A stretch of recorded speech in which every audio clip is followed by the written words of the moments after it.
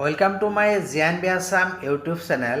মোৰ আজিৰ এই ভিডিঅ'টোৰ যোগেদি অক্টোবৰ মাহত অনুষ্ঠিত হ'ব লগা বৃহৎ নিযুক্তি খবৰ জনাব বিচাৰিছোঁ।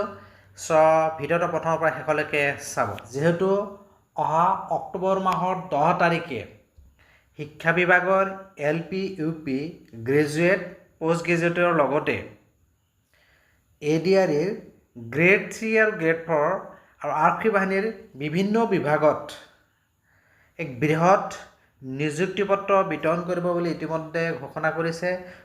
এই সম্পৰ্কে মুখ্যমন্ত্ৰীৰ অধ্যক্ষতাত আজি এখন বৈঠক অনুষ্ঠিত হয়। এই সম্পৰ্কে উল্লেখ কৰিছে, ইয়াতে চাওক। Honourable CM Dr. Himanta Biswa Sarma today chaired a K meeting at Loksewa Bhavan on the recruitment drive of nearly 33,000 jobs scheduled in the month of October 2025.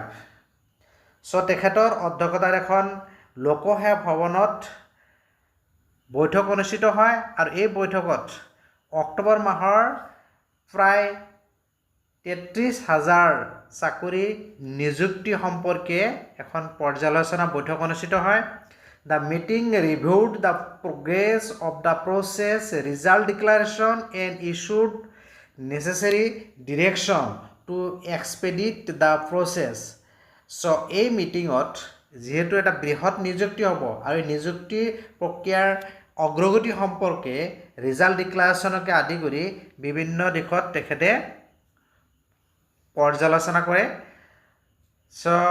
মাননীয় মুখ্যমন্ত্ৰী ডক্টৰ হিমন্ত বিশ্ব শৰ্মাই আজি লোকসেৱা ভৱন সভাকক্ষত এখন বৈঠকৰ অধ্যক্ষতা কৰি অহা অক্টোবৰ মাহত অনুষ্ঠিত হ'ব লগা বৃহৎ নিযুক্তি প্ৰক্ৰিয়াৰ এখন সন্দৰ্ভত আলোচনা কৰে আৰু এই সন্দৰ্ভত ইতিমধ্যে সম্পন্ন হৈ যোৱা পৰীক্ষাসমূহৰ ফলাফল ঘোষণাৰ বাবে চলি থকা প্ৰক্ৰিয়াসমূহৰ অগ্ৰগতিৰ আদিকে ধৰি বিভিন্ন দিশৰ বিষয়ে তেখেতে বুজ লয় আৰু যাৱতীয় নিৰ্দেশনা প্ৰদান কৰে।